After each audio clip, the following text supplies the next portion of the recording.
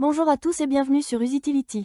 Aujourd'hui, nous allons voir comment jouer à Dragon Raja, Re-Rise RPG sur PC en utilisant le tout nouveau BlueStacks 5, qui est conçu pour une vitesse fulgurante et une action de haute intensité.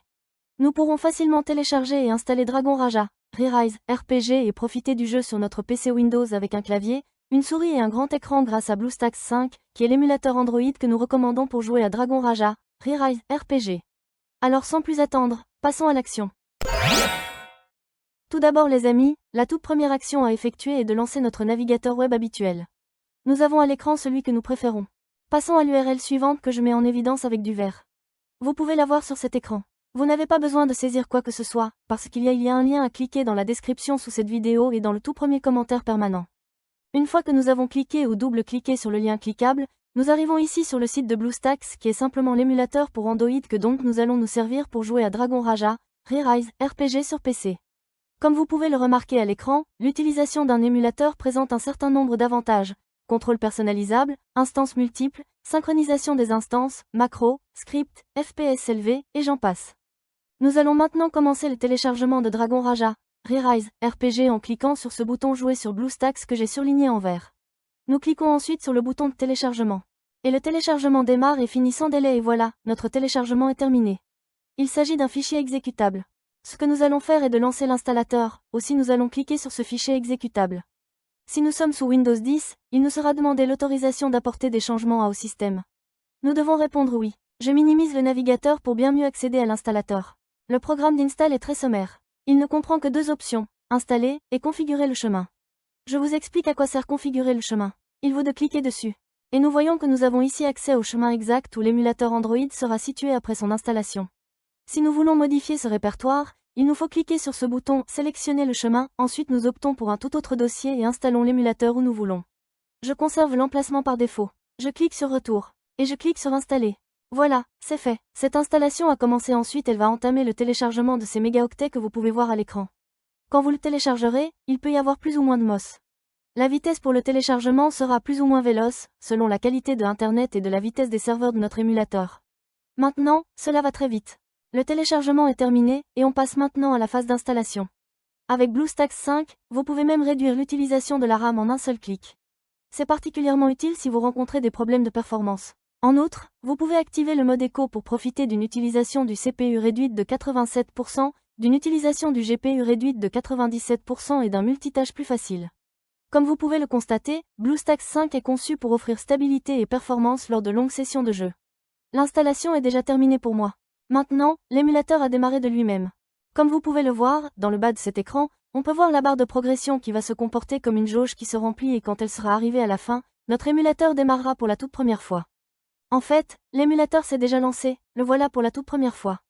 Avant de poursuivre, comme vous pouvez le voir, il a généré deux icônes ici sur le bureau du PC.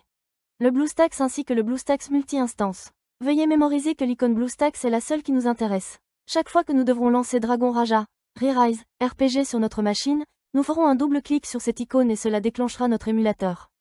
L'icône BlueStacks multi-instance vous permet de lancer plusieurs instances d'émulateur. Et avec le nouveau gestionnaire multi-instance amélioré de BlueStacks 5 en mode écho, les joueurs peuvent exécuter plus d'instances de jeu plus rapidement et avec moins de lag. Passons à l'étape suivante, qui se trouve être obligatoire, je vais parler de l'accès au Google Play Store anciennement Android Market. Pour ce faire, nous allons aller ici, System App, après nous cliquons une ou deux fois. Et nous allons double-cliquer sur Google Play anciennement appelé Android Market. Comme vous l'avez remarqué, le Google Play anciennement nommé Android Market s'est évidemment lancé. À ce stade, nous avons besoin de nous connecter. Maintenant que nous sommes à cet endroit, nous sommes tenus de faire la prochaine étape qui sera obligatoire. Par conséquent, nous cliquons ou double-cliquons sur Connexion. Maintenant, il indique Check-in d'info. Il arrive de temps en temps que ça reste figé sur ce stade et donc que cela n'avance plus. Si c'est le cas, vous pouvez essayer de vous identifier dans 2 ou 3 heures et le souci sera vraisemblablement réglé. Maintenant, nous allons taper notre courriel puis son mot de passe. L'email devra être un email Gmail plus le mot de passe correspondant. En outre, vous pouvez vous servir de exactement la même adresse Gmail que celle dont vous vous servez actuellement pour votre compte YouTube. Par conséquent, je vais donc entrer mes informations et je continuerai à l'écran dès que je l'aurai fait. Voilà, les données ont été saisies. Désormais le géant Google nous reçoit dans son célèbre magasin d'app et nous invite à lire les conditions d'utilisation. Nous devons donner notre accord en cliquant sur le choix « J'accepte ». Ensuite, il nous invite à garder nos sauvegardes sur Google Drive. Vous pouvez, si vous trouvez cela pratique, laisser la case cochée aussi, cela créera une copie des données de cet appareil MULE sur le cloud de Google. Je ne vais pas la cocher, mais libre à vous de la cocher. On clique une ou deux fois juste sur j'accepte.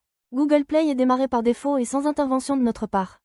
Afin d'installer un jeu ou une toute autre appli Android, il nous faut faire un tour sur le bureau de l'émulateur pour Android en double-cliquant sur cette icône désignée avec du vert. Désormais, puisque nous sommes sur le bureau de l'émulateur Android, nous réalisons que nous avons à notre disposition ce bouton Installer le jeu. Nous cliquons sur ce bouton visible à l'écran. Ici, nous avons notre jeu. Sans plus attendre, double-cliquons ici même sur le bouton Installer, que je mets maintenant avec du vert. Et l'installation est sur le point de se lancer. À ce stade, l'émulateur pour Android va récupérer l'application de jeu et lancer l'installation du jeu. Cela peut aller assez lentement ou être extrêmement rapide. Tout dépendra de la qualité de notre connexion Internet. Ça y est, notre install est déjà fini. Maintenant, rendons-nous sur le bureau de l'émulateur en cliquant une ou deux fois sur le bouton que je surligne en vert, dans le but de initier Dragon Raja, Re-Rise, RPG pour la toute première fois. Nous sommes maintenant sur le bureau de l'émulateur, et nous nous apprêtons à double-cliquer sur cette nouvelle icône Dragon Raja, Re-Rise, RPG qui a été générée. Le jeu est lancé pour la toute première fois. C'est top, je peux double-cliquer à n'importe quel endroit sur l'écran mais également aussi me servir du clavier. Je vais commenter le volume de l'émulateur Android. C'est juste ici. Nous voyons l'icône d'amplification du volume et l'icône de diminution du volume. De cette manière, nous ne dépendons pas du volume de notre ordinateur sous Windows pour augmenter ou baisser le son de cet émulateur pour Android. Et pour profiter au maximum de l'expérience de jeu, nous avons la possibilité de basculer le jeu sur ce grand écran. Pour y arriver, nous avons deux options. Voici la première occasion où nous double-cliquons sur cette icône que je vous mets en évidence en vert. Et maximisons notre écran, en gardant une bordure tout en haut, une à droite et une tout en bas. Si l'on veut basculer le jeu ou une toute autre appli Android mode plein écran, on doit cliquer sur cette icône. Et nous serions déjà en train de lancer ce jeu en plein écran. Afin de revenir en écran normal, pressez simplement sur la touche F11. Et nous serions revenus en mode écran habituel. Maintenant je vais vous montrer le mapping du clavier qui se trouve être très captivant. De la sorte, nous saurons comment nous lancer ce jeu plus commodément. La première action à faire consiste à cliquer un ou deux fois sur l'icône de clavier. Et là, vous pourrez opérer les réglages indispensables.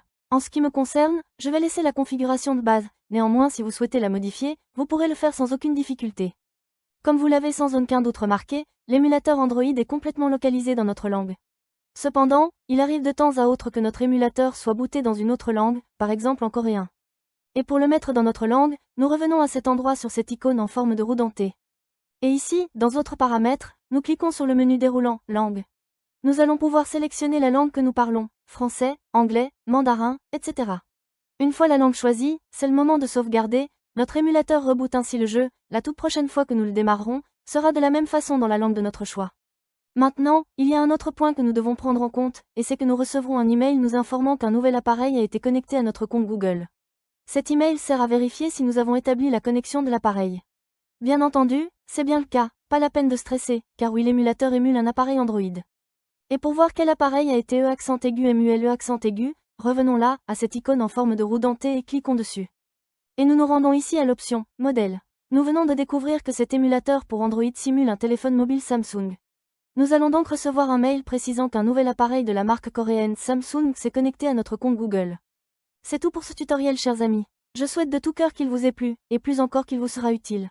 Si c'est le cas, donnez-lui un bon like, abonnez-vous. Et si vous désirez déposer un commentaire, des questions à me poser ou des suggestions à faire, laissez-les dans la boîte de commentaires ci-dessous. Cliquez avec la souris sur l'une des vidéos qui s'affichent sur l'écran et rendez-vous dans les prochaines vidéos.